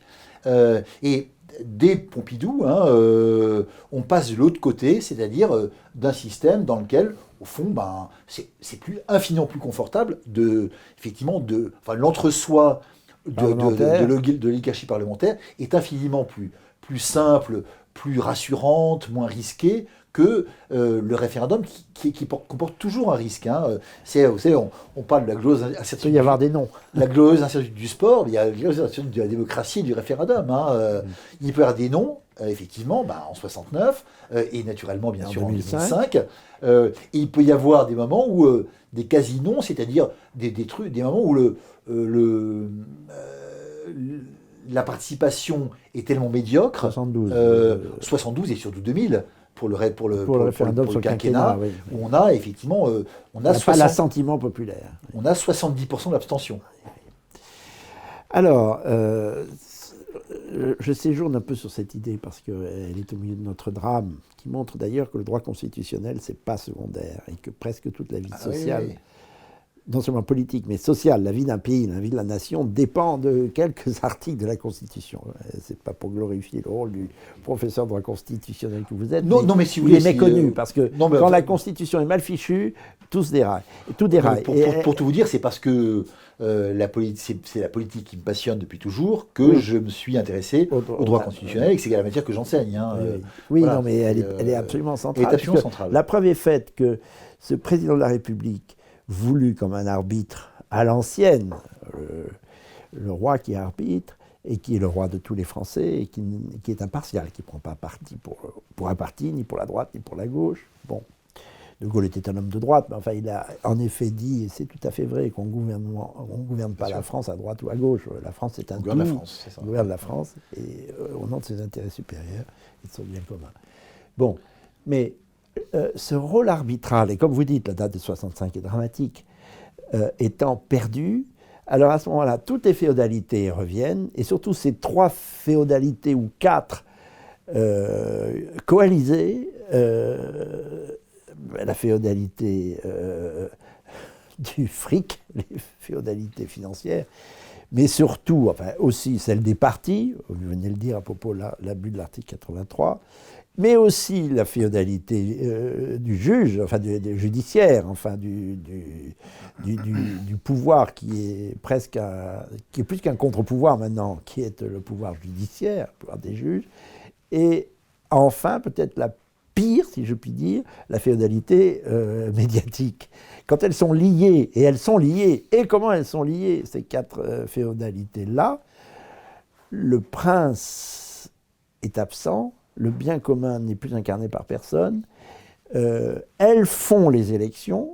Elles ont fait l'élection, là on peut le dire, du président de la République à plusieurs reprises. Pour être bien sûr, d'ailleurs, on ficelle l'élection de telle sorte que n'importe qui ne peut pas se présenter. Et je crois même que Giscard d'Estaing, à l'origine, voulait 10 000, c'est vous qui m'avez appris ça, 9 ou 10 000... oui, c'est ça, il y avait un pourcentage, parrainage, pour bien voilà. tout... Mais Pompidou aussi, c'était... Et puis oui, voilà, donc ça va très vite. Très vite, on est dans un système oligarchique, comme vous avez dit, qui finit par contrôler jusqu'à l'élection du président de la République. Ça s'est terriblement vu en 2017, avec la mise à l'écart médiatique d'un candidat, François Fillon, qui avait toute chance de l'emporter, et pour imposer le non moins médiatique Macron, grand comédien auquel vous avez consacré un livre. Donc il faut que nous en venions parce qu'il est vraiment passionnant ce livre, Liquidation, Emmanuel Macron et le Saint-Simonisme. Elles ont imposé leur vue progressiste et un peu mercantile. Enfin, voilà. Est-ce qu'on est d'accord ou pas? Allez-y. Bon, je vous coupe un peu là-dessus. En fait, moi, je pense que si on regarde l'histoire longue, ces quatre féodalités, elles ont toujours existé sous des formes différentes, mais voilà, au fond, la féodalité de l'argent, elle a toujours été présente. La féodalité des partis, c'est celle des grands féodaux sous l'Ancien Régime. La féodalité des juges locale, la féodalité des juges est omniprésente. Grand problème du XVIIIe siècle. Et pas seulement. Enfin, là, on pense effectivement au Parlement. Mais à partir du XIVe siècle, il y a des conflits permanent entre justement les rois et les juges, et notamment les parlements à partir du 15e, où les parlements jouent un rôle qui est d'ailleurs important, c'est de dire, voilà, donc, le roi va trop loin, la loi du roi va à l'encontre des lois fondamentales, par conséquent on la bloque. Et l'obligation du roi de transiger ou éventuellement d'essayer de forcer la main avec ce qu'on appelle le lit de justice qui permettait au roi de siéger directement effectivement dans le Parlement et de faire enregistrer ses lois contre la volonté des parlements. Et par ailleurs, la volonté des médias, donc elle se fait sous d'autres formes à l'époque, mais elle existe aussi. C'est l'opinion publique, c'est et notamment à partir du XVIIe ou du XVIIIe siècle. Les grands, je veux dire... Voltaire, il a subi, c'est déjà les médias. Et on peut dire... c'est Bernard-Henri Lévy de l'époque, en fait. Oui, en plus talentueux, à mon sens. Il a dit des choses terribles, Voltaire, aussi. Oui, c'est vrai. Mais effectivement, le problème, c'est que dans une république démocratique comme la nôtre, ces pouvoirs-là accèdent à un niveau de puissance qui n'est pas le leur dans une monarchie où il y a cette puissance arbitrale, cette puissance au-dessus de ces oligarchies, de ces féodalités. Voilà, le problème c'est ça, c'est que... ça, c'est un grand point pour le royalisme. C'est un grand point pour le royalisme, tout à fait. On est au cœur de la... En tout cas, sur une forme de royalisme, c'est ça, sur un système qui permet effectivement de maintenir à leur place ces féodalités, en sachant qu'elles ont toujours existé, elles existeront toujours. Et il y a quelqu'un au-dessus. Il y a quelqu'un au-dessus, qui peut effectivement éviter qu'elles n'aillent trop loin et qu'elles ne se coalisent pour aller à l'encontre de l'intérêt général. C'est tout de même pas ces raisonnements, mon cher professeur Frédéric Rouvillois et cher ami, qui a fait qu'un jour, à 13 ans, vous êtes allé acheter un livre de Charles Maurras, quand même. Non, il y a autre chose que ces considérations hautement républicaines, si on peut dire, ou républicaines. Ah oui, ça c'est... Oui, dans l'achat du livre de Charles Maurras, vous m'avez dit que vous avez acheté votre premier livre de Maurras à 13 ans. Je lis, pourquoi je lis ici. Ah, vous l'avez même là. Voilà. Parce que je m'intéressais déjà à la politique depuis quelque temps. Ça, c'était 13 ans. Et même, mais en fait, mon premier souvenir politique fort, c'est assez drôle, enfin c'était un peu intime, mais j'étais en CM2, oui. C'était en 1974, au moment de l'élection présidentielle, oui. Et j'ai appris qu'un candidat royaliste se présentait. C'était Bertrand Renouvelin. Venant d'une famille totalement républicaine de A à Z, etc., je me suis dit, c'est un scandale, un candidat royaliste, il risque d'aller, voilà, on va retomber au temps des serfs, de la noblesse, des châteaux, etc. Et je me disais, oui, j'espère qu'on va pouvoir vaincre cette menace terrible. Qu'est le danger royaliste pour la France. À 10 ou 12 ans, oui. J'avais pas tout à fait, j'avais un peu moins j'avais 9 ans en fait, voilà. Et bon, ensuite, j'ai commencé à lire un petit peu, et notamment j'ai eu des choses sur la royauté, sur la Révolution, sur Louis XVII en particulier, et là ça m'a complètement retourné, et d'anti-royaliste fanatique que j'étais à 9 ans, je suis devenu royaliste finalement vers 10 ou 11 ans. Grâce à Bertrand Renouvelin, alors. Grâce à Bertrand Renouvelin, et grâce à les lectures que j'avais pu faire, mais qui allaient, voilà, c'était Alain Decaux, les choses qu'on peut lire quand on a cette J'ai toujours beaucoup aimé l'histoire, voilà. Je pense. Oui. J'ai toujours beaucoup aimé l'histoire, et ensuite, la grande matrice. Je ne savais pas du tout vers quoi aller, et je suis allé un jour au CDI, comme on disait à l'époque, de mon de mon collège, j'ai pris le quid et je suis tombé sur... j'ai regardé la liste des partis politiques et le premier qui m'est tombé sous les yeux, c'était Action française. C'était le premier dans l'alphabétique. La vieille Action française, pas celle Oui, de Bertrand Louvain, qui renvoyait à Aspect de la France, oui. au discours de Croix des Petits Champs, etc., etc. Et donc, à partir de ce moment-là, j'étais au collège, j'ai été acheter Aspect de la France, qui était le journal de l'Action française. J'allais... Qui à ce moment-là se vendait dans les kiosques alors? Qui à ce moment-là se vendait dans les kiosques, ouais. absolument, tout à fait. Ouais. Mais voilà, je faisais quand même une bonne heure de marche pour aller jusqu'à Rouen pour aller le chercher. Ah, J'étais oui, déjà assez... voilà. Et c'est à l'occasion d'une sortie scolaire... C'est formidable, pensez à ce jeune homme de 13 ans. C'est à l'occasion d'une sortie scolaire. Il marche jusqu'à Rouen voilà. pour aller acheter... Aspect de la France. Aspect de la France. Voilà. Et c'est à l'occasion d'une sortie scolaire à Paris que nous avions faite avec la classe de 4e que... alors je disais déjà à tout le monde que j'étais royaliste, etc. Les gens se moquaient de moi, voulaient me casser la figure, mais bon, peu importe. Au nom de la démocratie, comme toujours. Oui. Ouais. Oui.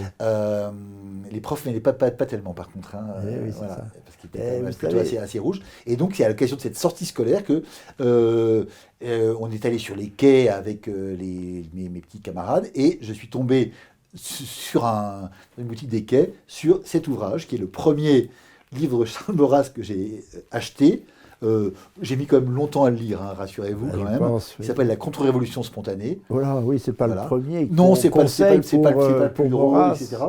Le premier livre pour introduire la pensée de Maurras, c'est Mes idées politiques, c'est ça? Oui, a priori c'est... qu'on peut conseiller. Oui, Mes idées politiques, c'est un ouvrage qui est en fait une sorte d'anthologie, hein, en fait, une espèce d'anthologie, mais quand même assez fouillée de la pensée de Maurras. Donc c'est des petits morceaux choisis, mais avec quand même une introduction qui est absolument géniale, qui s'appelle La politique naturelle, dans laquelle...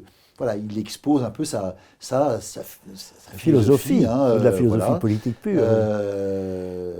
De la société et la manière dont finalement lui-même, venant lui aussi d'un milieu républicain, va à un moment donné se dire que ce qu'il aime par-dessus tout, c'est la culture et la Provence.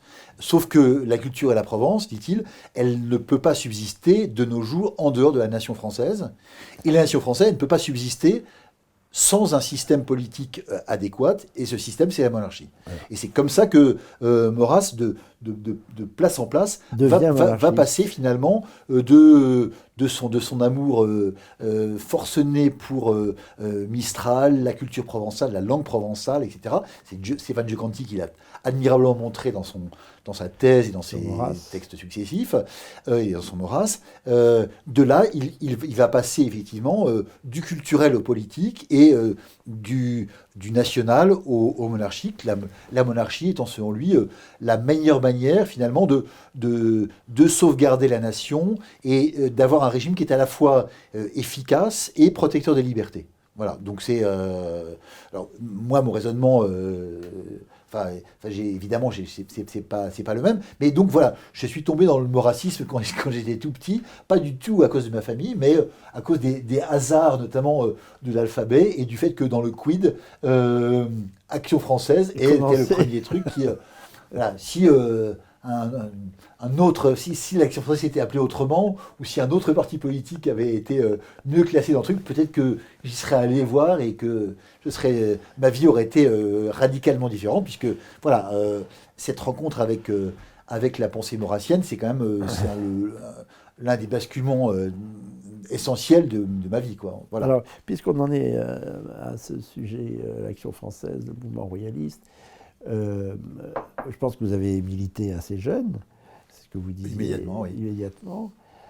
Malgré les critiques de votre milieu, peut-être pas vos parents, mais vos professeurs en tous les cas, oui. Ah oui, mes professeurs n'aimaient pas du tout. Surtout au collège, c'était un collège, c'était un CES, hein, où les professeurs étaient quand même très très nettement à gauche. Et avoir quelqu'un qui se dise royaliste, qui à partir de 4e mette une fleur de lys sur son manteau. Voilà, ça les perturbait un petit peu. Ensuite, au lycée, c'est différent parce qu'on a quand même un rapport avec les professeurs qui est déjà un rapport un peu de discussion qui était beaucoup plus intéressant et notamment, voilà. Et est-ce qu'ils savaient au moins que la distinction qu'on ne fait plus aujourd'hui entre Maurras et le fascisme, qui est complètement folle, parce que c'est exactement l'inverse en réalité. Oui, il n'y a pas plus d'antifascistes. Non, mais ça, et les fascistes sont ceux qui justement stigmatisent les lecteurs de Maurras. Vous savez ce que disait Pasolini, le fascisme a un avenir à condition de s'appeler antifasciste. Ce qui revient à ce que nous disions au début de notre conversation, la pente progressiste déchaînée et qui se veut antifasciste vire au fascisme pur et simple, ce qui est normal puisque le fascisme, absolument. Au fond, nous l'avons inscrit dans la cosmogonie de gauche une fois pour toutes. J'ai découvert Pasolini assez récemment pour notre travail. C'est passionnant. C'est formidable, Pasolini, c'est un grand penseur. Je suis content que vous disiez ça. Les écrits corsaires, voilà un très beau livre. Oui, et puis en fait, on oublie en France que c'est pas juste un immense cinéaste, c'est aussi un très grand poète, un grand romancier, un grand penseur. Qui s'est beaucoup plaint de la mise en coupe réglée de l'Italie par nos amis de l'OTAN, justement. Il était bien sûr. Anti Bon, alors, mais revenons à ça. Vous avez non seulement milité, mais vous avez lancé des revues. Je pense à une revue que vous nous avez apportée qui s'appelle Réaction, d'inspiration très monarchiste, enfin très royaliste plutôt que monarchiste. Hein, c'est mieux. Oui, peut-être qu'il y a une différence entre les deux. Non, parce qu'il y a des monoarchies, ça veut dire qu'un seul le pouvoir, c'est pas exactement le roi. Le roi a une légitimité populaire que n'ont pas tous les monoarques. C'est vrai, mais bon, qui peuvent être des dictateurs. Hein. C'est des dictateurs, mais c'est autre chose. Quand je pense à ces républiques, qui est une monarchie, donc démocratique, c'est déjà ça quand même. Oui, c'est déjà ça. C'est déjà ça. Non, mais qui est à la tête de l'État. Voilà, c'est de nombreux auteurs ont dit ça. La tyrannie. La tyrannie d'un seul, c'est horrible, mais la tyrannie de plusieurs qui sont en plus irresponsables, c'est encore bien pire. Hein, voilà, c'est déjà, il y a ça sous la plume de Voltaire déjà, donc et il n'est pas du tout le seul à le dire. Alors disons royalisme, si vous voulez, on peut dire monarchie. Et donc effectivement, c'est un autre tournant important dans mon existence. J'étais en train de j'étais donc étudiant en droit et j'étais en train d'écrire de préparer ma thèse de doctorat, dont vous avez gentiment parlé tout à l'heure, donc l'invention du progrès. Et un jour, je suis à une réunion de royalistes à Rouen. Je rencontre quelqu'un qui s'appelle François Maillot, qui s'appelle maintenant François Huguenin, son pseudonyme, qui me dit on va faire une revue avec des copains, est-ce que ça te tenterait de... Qui a dirigé une grande librairie à Paris, etc. Voilà, absolument, oui, qui a écrit beaucoup d'ouvrages ensuite. Et donc je lui dis ok, très bien. Et finalement, donc quelques mois plus tard, il me rappelle et il me dit voilà, on a trouvé un nom, un sous-titre, etc. Et ça s'appelait donc Réaction, je vous le montre. Voilà, il y a eu une douzaine de numéros, il y a eu 13 numéros. C'est un chiffre qui porte un peu malheur, mais bon, d'autant plus que elle s'inspire d'une revue des années 30, une revue de ce qu'on appelle la jeune droite, la droite non conformiste des années 30, qui avait été lancée par un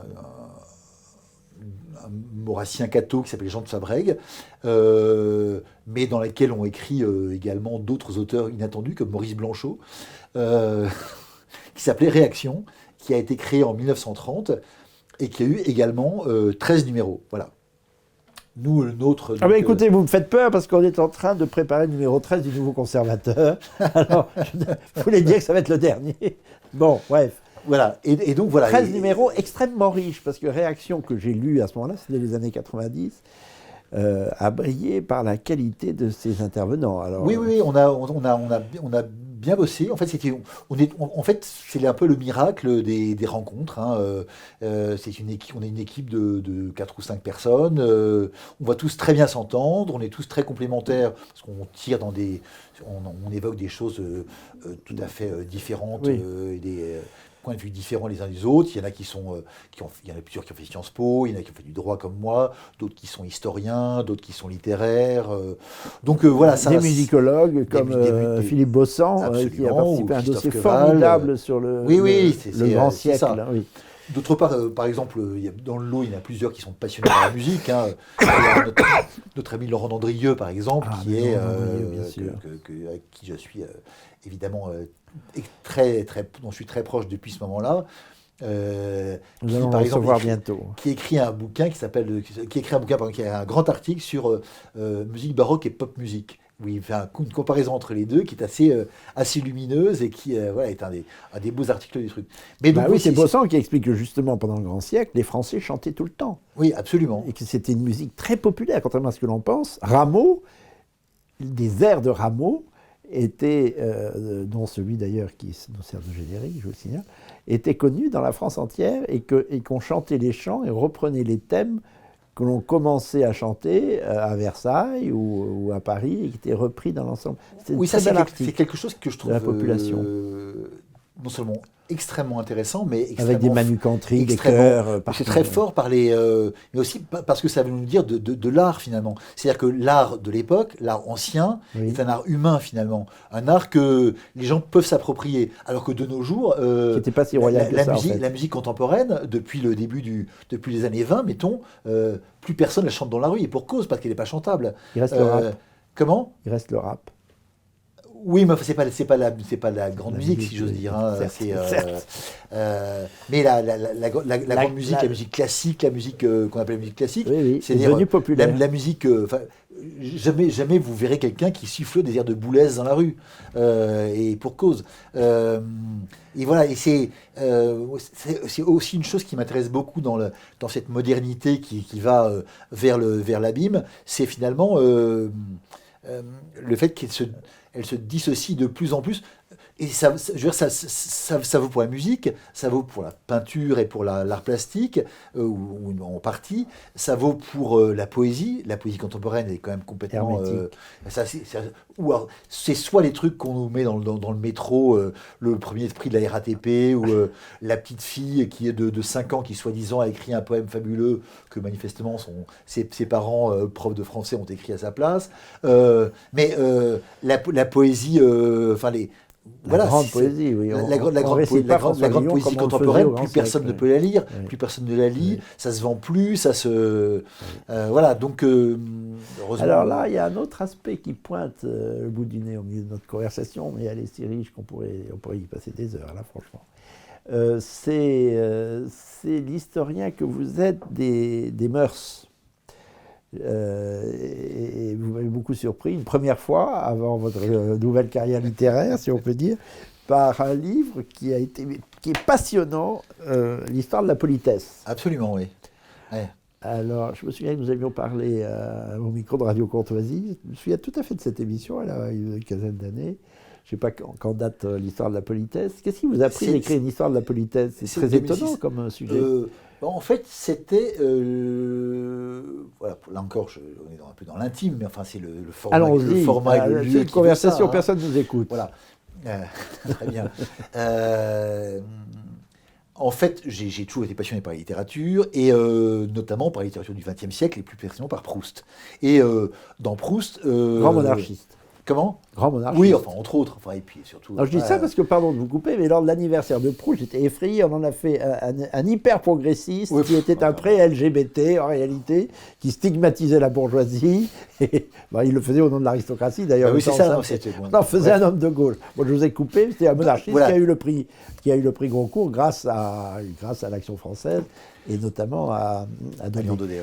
Oui. Donc j'adore Proust. Et pour pouvoir le lire correctement et pour pouvoir voir tout le sucre de la chose, et notamment l'humour qu'il y a dans La Recherche du temps perdu, il faut être un petit peu au courant notamment des règles de politesse qui se pratiquent à l'époque. Notamment, c'est l'une des portes d'entrée. Et j'en discutais un jour avec une très bonne amie éditrice qui s'appelle Hélène Fiamma. On discutait ensemble, j'ai déjà publié 2 bouquins ou 3 chez Flammarion avec elle, et donc à partir de là, on a parlé de différentes petites choses, et on s'est dit, voilà, pourquoi pas écrire une histoire de la politesse, ça n'existait pas à ce moment-là, ou du moins pas de cette manière-là, et donc je m'y suis mis. D'abord, c'était un livre, on aurait dû le faire à 3, mais finalement mes 2 co-auteurs se sont fatigué. existé. Et donc j'ai fini par le faire tout seul. Et j'ai donc sorti ça en 2006. Donc c'est une histoire de la politesse en France de la Révolution jusqu'à nos jours. Et donc ça commence par évoquer la terrible période révolutionnaire où il est interdit d'être poli. Le cataclysme révolutionnaire, c'est incroyable. Il est interdit d'être poli parce que tout simplement... On pouvait être traîné en justice parce qu'on était bien élevé, tout simplement. C'est un peu ça. C'est-à-dire que le vouvoiement est interdit, on n'a plus le droit de dire monsieur ou madame, on n'a plus le droit d'envoyer des cartes de vœux, on n'a plus le droit voilà, il y a toute une série d'éléments qui font que... en fait, on considère, mais comme on considérera plus tard la même chose exactement dans la Russie bolchevique, c'est la même chose qui se passe. On considère que finalement...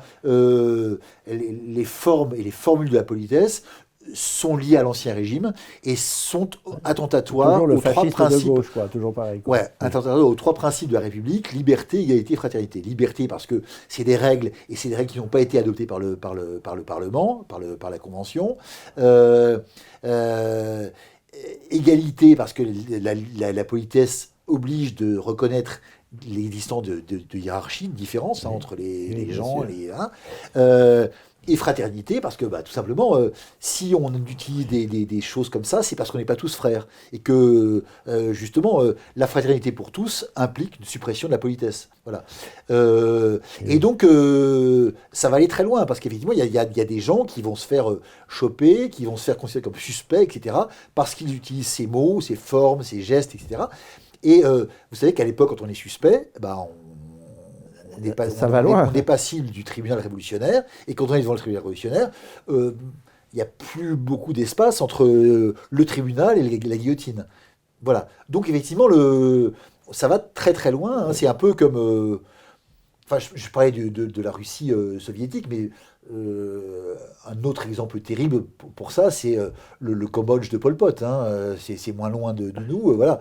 Je pense que... Quand on était dépositaire du vieux monde... Le dépositaire du vieux monde... C'est pour ça que la politesse était bannie. C'est ça. Il est suspect. Ça avait des relents de vieux monde. Voilà. Il est suspect, il est bourgeois, et donc, potentiellement, il doit être éliminé avec tous ceux qu'on va écraser pour faire table rase et pour créer l'homme nouveau dont on parlait tout à l'heure. Mais je crois même que c'est allé très loin. Au Procope, à côté duquel nous sommes, vous racontez, c'est loin dans mes souvenirs, qu'un garçon, c'est un des premiers restaurants qui existait déjà avant la Révolution, se met à vouvoyer des clients qui trouvent ça tellement contre-révolutionnaire qu'ils envoient le garçon au tribunal. Alors, c'est presque ça. Mais l'essentiel, c'est ça. Mais alors, ce qui est assez marrant aussi, c'est que... Enfin, marrant, c'est assez triste. C'est le 25 décembre 93. Donc, c'est pas une date totalement anodine, si vous voulez. Je vois, oui. Ça chauffe. Le 25 décembre et en plus 93. Donc, on est vraiment au... Et... c'est un garçon de café, mais qui est un très vieux garçon, qui est fatigué, c'est probablement, on peut imaginer que c'est en fin de soirée, il est épuisé, etc. Il ne sait plus très bien ce qu'il fait et ce qu'il dit. Et donc il y a deux clients qui sont là, lui va effectivement les vouvoyer. Les deux types... Est-ce que c'est sincèrement, ou est-ce que c'est pour ne pas être considéré comme complice? C'est possible, vont hurler en expliquant que il les vouvoie, donc il est contre-révolutionnaire, donc il faudrait effectivement aller contre lui. Mais autour d'eux, les gens sont pas très, jouent pas le jeu, et finalement ça va s'arrêter là. Mais c'est suffisamment important. En fait. À l'époque, il y a plein d'espions du ministère de l'Intérieur à Paris, c'est ça, qui prennent des notes. En fait, c'est un peu les RG avant l'heure, et c'est grâce à un de ces espions, qui s'appelle Caron et dont les papiers ont été publiés au début du XXe siècle, qu'on connaît l'anecdote, qui est un truc qui est quand même extraordinaire, effectivement. Oui. Peu importe que le vieux garçon de café ait été épargné ou non, peu importe la réaction des autres personnes. Plutôt protectrice. Le simple fait que les deux types... soit aient voulu le conduire en prison et éventuellement à la guillotine, soit qu'ils se soient dit qu'il fallait absolument qu'ils le fassent pour ne pas donner le sentiment qu'ils étaient complices de la chose, ça nous montre bien que on est dans le totalitarisme vraiment... Exactement, c'est ça. On est dans un système qui, même si c'est un terme anachronique, est un système totalitaire. Ça, c'est très très clairement... Mais la République, pour être gentil, je dirais, à ses débuts, était était totalitaire dans son essence même. Elle est totalitaire dans son essence même. Et effectivement, quand on met Il faut dire les choses gentiment, parce qu'on pourrait faire des lectures. Vous savez, j'en parlais avec des amis l'autre jour. C'est affreux, cette révolution française. C'est affreux. Et vous savez, j'avais participé à un bouquin absolument génial qui s'appelait Le Livre noir de la Révolution française. Je ne sais pas si vous avez participé à ce truc-là. De Courtois.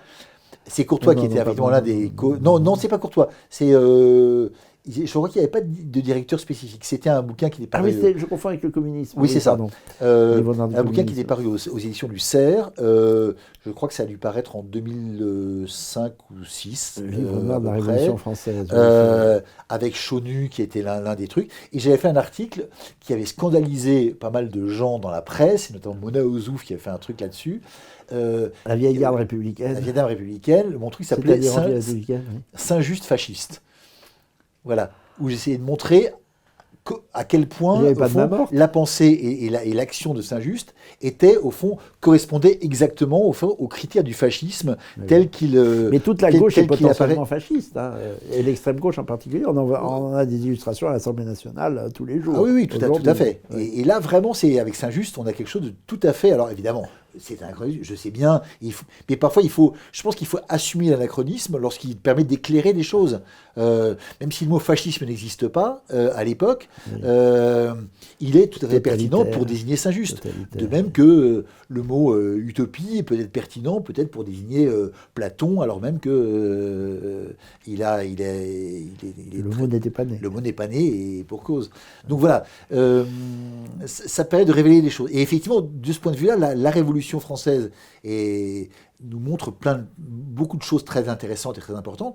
Et la politesse, si je me suis intéressé à ça, c'est pour les raisons littéraires que je vous ai dit, mais aussi parce que c'est un sujet hautement politique. Et du reste, je ne vous ai pas apporté mon dernier livre que je vous ai par contre fait envoyer, qui vient de sortir, qui s'appelle Politesse et politique, où j'essaie de montrer voilà, les connexions très étroites qu'il y a entre les deux, malgré les apparences, et le fait que voilà, les deux bases de la civilisation, c'est finalement... De la police. De la police en tant que cité. Exactement, c'est ça, de la cité et de la civilisation. Pas pour rien que les mots se ressemblent. Hein. Oui. Cité, civilité, civilisation, voilà, c'est... politesse politique. Politesse politique, courtoisie... comment faire pour faire une société humaine. Comment faire pour faire une société qui... Et la politesse y contribue. Oui, une société qui se tienne. Et elle y contribue de manière indispensable, au même titre que la loi, au même titre que le pouvoir politique, que l'autorité. Oui, c'était la thèse de votre livre sur la politesse. Voilà, c'est la thèse de mon livre, et je montre qu'au fond, si on reprend l'histoire longue, on s'aperçoit que les moments où le pouvoir disparaît, la politesse disparaît aussi, et le résultat, c'est l'anarchie et la barbarie. Voilà.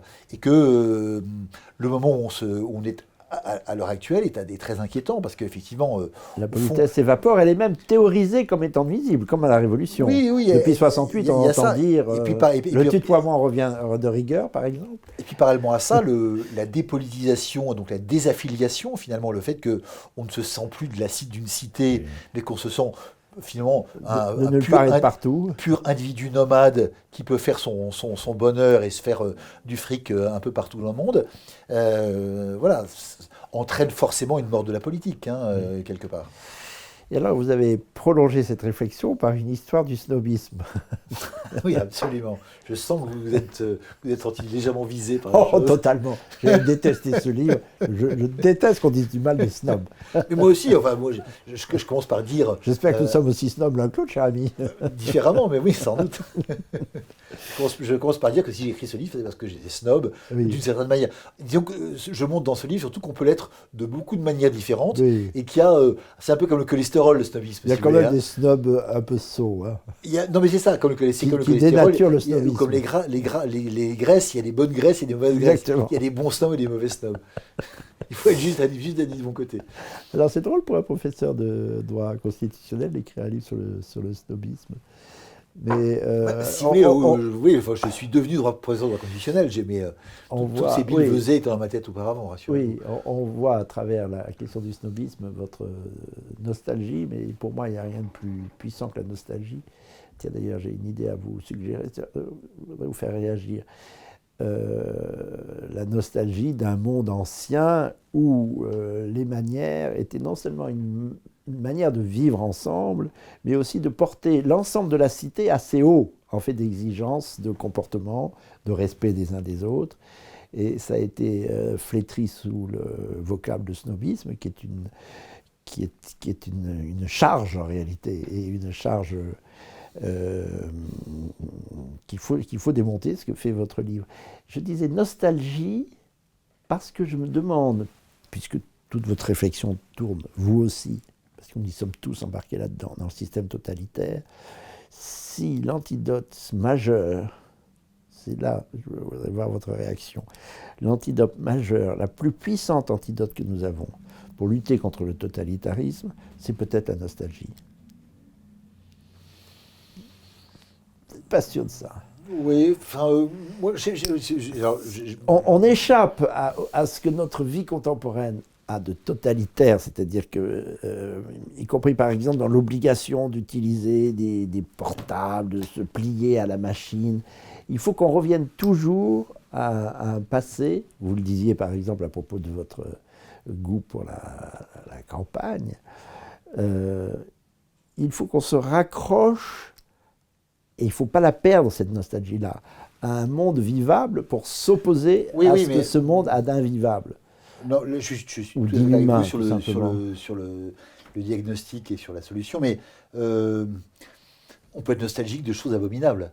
C'est ça le problème, si vous voulez. Je sais pas, vous vous rappelez pas ce film absolument délicieux par ailleurs, qui s'appelait Goodbye Lénine? Ah oui. Vous vous rappelez, on peut être nostalgique. Ah oui, mais ça c'est... Non, ça... mais on peut être nostalgique de l'Amérique de l'Est. Jusqu'à la folie, oui. On peut être nostalgique dans OSS 117 à Rio du Troisième Reich et recréer des pseudo-cités. Donc voilà. Moi, je pense que le terme de conservateur... Il y a une nostalgie pathologique. Le terme de conservateur qu'on a Mais il y a une nostalgie quand même assez libératrice. Quand De Gaulle, en 1940, dit « J'ai obéi à un appel venu du fond des âges », ça veut bien dire que c'est par le retour à la conscience d'un passé, d'une tradition, d'une longue mémoire, que l'on peut s'opposer à ce que le présent a d'intolérable. C'est ce que je veux dire. Voilà. Oui, mais en même temps, c'est pas juste parce que c'est une longue mémoire, c'est parce qu'il y a la longue mémoire de la France et qu'elle a... et d'une civilisation. Et que c'est ça, c'est la mémoire d'une civilisation qui est illustrée par Versailles, par Racine, par les grands peintres, les grands musiciens, par les rois, par la fille aînée de l'Église, etc. C'est pas juste... parce que si, effectivement... le chef Sioux machin avait dit du fond des âges, bon, ça n'aurait pas dû dire grand chose si vous laissez. Mais c'était pas suffisant. Non, mais je pense qu'il faut. Enfin, là encore, on le sait très bien l'un et l'autre, mais vous savez mieux que moi en tant que directeur du Nouveau Conservateur. Être conservateur, c'est vouloir conserver quelque chose de bien particulier. C'est pas être conservateur a priori de tout. C'est vouloir conserver ce qu'il y a de bon, ce qu'il y a de juste, ce qu'il y a de fort. C'est pas. Alors je répète toujours une phrase d'Alain de Benoît qui est magnifique pour définir l'esprit conservateur. J'aime pas trop le substantif conservatisme parce qu'il n'y a rien de plus pragmatique et de plus dont les contours sont flous que le réflexe conservateur. Il n'est pas systématisable à mon avis. Pour Alain de Benoît, être conservateur, ça n'est pas défendre les idées ou le monde ancien, mais défendre ce qui est éternel, en introduisant une part d'essentialisme en réalité, parce que cela suppose qu'il existe des choses éternelles. C'est peut-être ce à quoi je faisais référence, c'est aussi ce à quoi je faisais référence en parlant de la nostalgie. Nostos, c'est ce qui revient toujours, ce qui oppose une conception cyclique de l'histoire à la conception linéaire des progressistes qui pensent toujours aller vers un nirvana. C'est-à-dire que la nostalgie, c'est le retour. C'est le retour du printemps après l'hiver ou de l'automne après l'été. Et le retour du lit, ça y tac. Et oui, parce que pendant longtemps, alors justement, je voudrais en venir à cette question de Macron que vous avez tellement bien décortiqué en Saint-Simonien. Pendant longtemps, en réalité, nos anciens concevaient le temps comme un cycle, pas du tout comme une ligne. Ça ne venait pas à l'esprit, l'idée de progrès chez Platon par exemple, ou même chez Cicéron. C'est peut-être le christianisme qui introduit l'idée de progrès. Oui et non, parce qu'en même temps, je veux dire, cette idée que que le temps est cyclique ou ondulatoire. Hein. C'est aussi une théorie qui est... C'est un truc que j'avais pas mal bossé là-dessus pour mon bouquin. Dans l'invention du progrès. Oui. Et effectivement, voilà, le temps, il peut se concevoir de différentes manières, mais au fond, pendant le grand siècle, par exemple, au fond, on le conçoit plus sur un mode ondulatoire, avec des hauts et des bas, en quelque sorte. C'est ça. Que sur un mode linéaire. C'est que les modernes de la chorale des anciens et des modernes qui vont commencer à lancer cette idée que voilà, ceux qui viennent après sont forcément meilleurs. Mais, et ça devient un système, notamment, là, cette fois au 19e, avec le fameux Saint-Simon, dont vous dites que Macron est un émule, sans vraiment le savoir. Je ne sais pas s'il avait dité Saint-Simon, mais il se rattache à l'idée hyper progressiste que cette fois, tout ce qui est traditionnel, tout ce qui est ancien, doit être cassé, détruit, déconstruit, comme on dit, ou liquidé, ou liquéfié. Il y a cette idée du liquide sur laquelle vous écrivez dans Liquidation, justement. Et c'est cette filiation, j'étais très étonné par cette filiation, et elle est pourtant lumineuse, entre Saint-Simon et sa part de scientisme. Alors, à vrai dire, en fait, je me suis raccroché à un débat qui avait eu lieu juste après l'élection de Macron, entre justement les spécialistes de Saint-Simon. Et je m'étais aperçu que parmi ces spécialistes, ceux qui étaient du côté de Macron disaient oui, effectivement, c'est un disciple, et ceux qui étaient les disciples, les Saint-Simoniens de gauche, disaient non, pas du tout, c'est une erreur. Et donc, si vous voulez, ne prenez part au débat que soit des gens qui étaient pour Saint-Simon, soit des gens qui étaient pour Macron. Moi, mon bouquin, c'est finalement de prendre une espèce de voie médiane qui est à la fois contre Macron et contre Saint-Simon, en montrant que effectivement, Macron est saint-simonien. On pourrait dire sans le savoir, mais à mon avis, en le sachant, il est quand même plus cultivé que certaines mauvaises langues le croient. Qu'il est saint-simonien et qu'au fond... Mais vous pensez qu'il est lu Saint-Simon ? Si, il a forcément lu des passages, il y a quand même pas mal de mais le saint-simonisme est dans l'esprit du temps. Oui, mais il a quand même probablement lu directement. Cette modernité folle, c'est-à-dire tout ce qui est ancien est à foutre par la fenêtre. C'est ça, au fond. Hein, oui, mais caricature. Il en parle une ou deux fois en laissant entendre qu'il a lu, ou même en disant qu'il a lu. Oui. Est-ce qu'il a lu de près ? Au fond, peu importe. D'ailleurs, l'important, c'est pas ça. L'important, c'est au fond une espèce d'ambiance saint-simonienne. Oui, c'est ça. L'important, c'est quand même... Il y a beaucoup de marxistes qui n'ont jamais lu Marx à fond, par exemple, qui n'ont jamais lu Le Capital, etc. Il y a beaucoup de Maurassiens qui n'ont pas lu Maurras. Il y a beaucoup de gaullistes qui n'ont pas lu De Gaulle. Ça, c'est légion. Donc voilà. Mais ce qui est clair, en tout cas, et c'est ce que j'essaie de montrer dans mon bouquin, c'est que il y a une proximité entre les deux, une espèce de quasi-coïncidence qui n'est pas, qui ne peut pas être totalement aléatoire, et qui en tout cas révèle quelque chose. Vous prenez des discours de Macron qui sont la copie conforme de ce qu'écrivait. Et l'autre chose que j'avais trouvé importante dans ce livre, c'est d'essayer de partir du postulat que, contrairement à ce que disent certains, Macron n'est pas un pur opportuniste, pas un pur pragmatique, qui a une vraie colonne vertébrale idéologique chez lui, qui est celle-ci. Et qui l'amène effectivement à, au fond, ça permet d'expliquer l'essentiel de ses choix. Alors il y a parfois des marches arrière, il y a parfois des contradictions, mais comme chez tout le monde. Mais voilà, l'essentiel de ses choix peut être, à mon sens, expliqué, éclairé par cette dimension-là, et notamment par une chose notamment sur un point qui est absolument essentiel pour vous comme pour moi, c'est sur la question de l'Europe et sur la question d'une marche en avant vers le fédéralisme européen. Vers la dissolution des nations. Vers la dissolution des nations. Vieux monde. Parallèlement à la dissolution du politique au sens national, souveraineté, etc.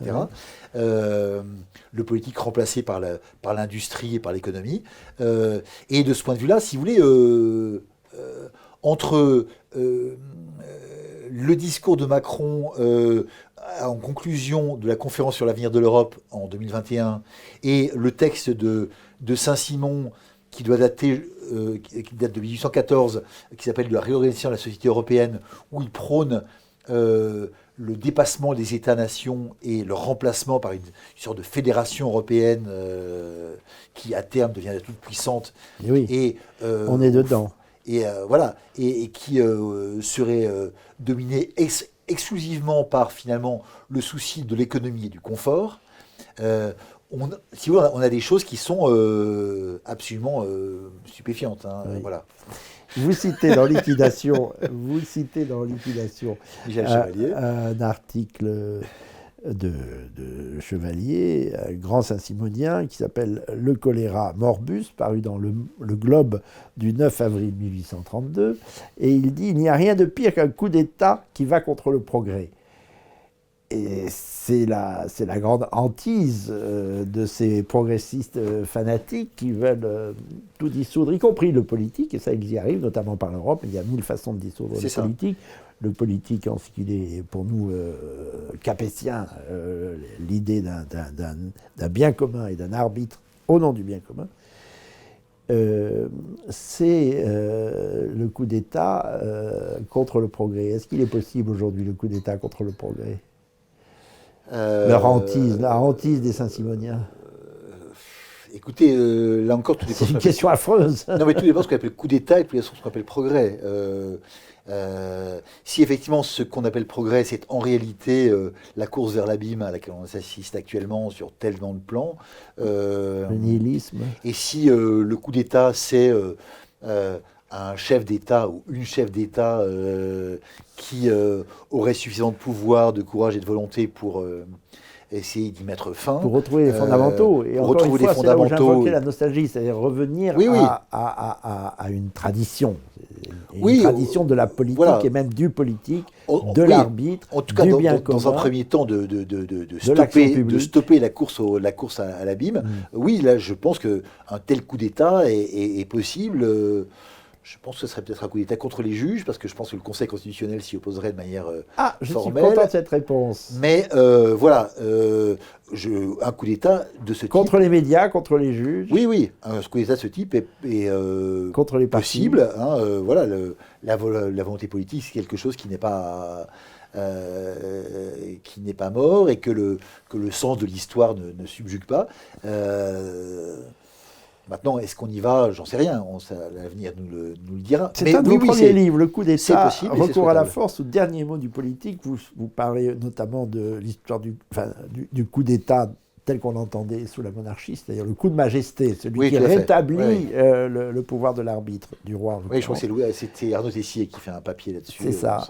Voilà. C'est un livre que vous avez écrit avec Christophe Boutin, mais je sais qu'Arnaud Tessier est un complice. Vous avez beaucoup de complices, il y a beaucoup de livres écrits en collaboration. C'est très intéressant avec vous. Vous aimez les revues, vous aimez écrire avec des amis.